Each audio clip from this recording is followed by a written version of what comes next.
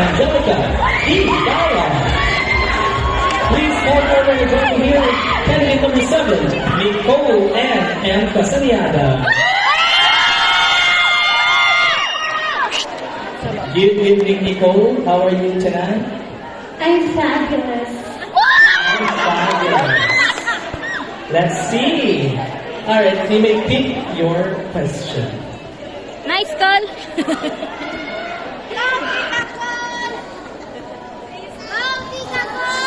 Sabo, mag-a-answer lagi. Diri na. Diri matutuhay. Alright, Nicole, I will be reading the question twice. Are you ready to answer? Handa o hindi handa, kailangan magsimula.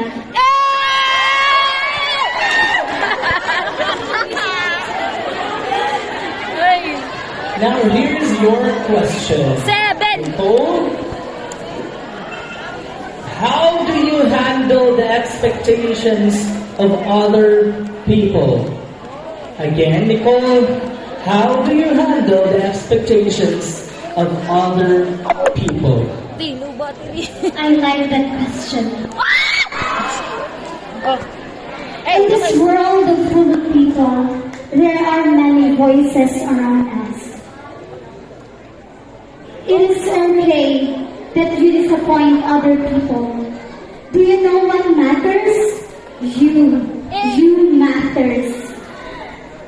Don't be afraid if you fail. And don't be afraid that you make a mistake. Because I believe that if people say bad things about you, it doesn't matter. It doesn't matter if you disappoint them. And to those people who say bad things about other people, I want you to remember this. Be careful with your thoughts. It becomes your word.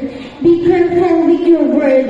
It becomes your action. Be careful with your action. It becomes your habit. And be careful with your habits. It becomes your character.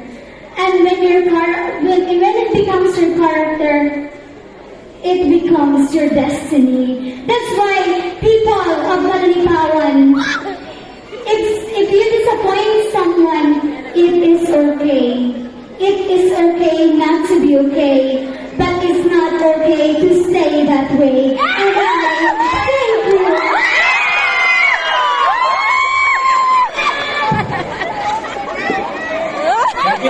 Candidate number 7, Miss Nicole Ann M. Casaniada. Now, the last candidate to answer for this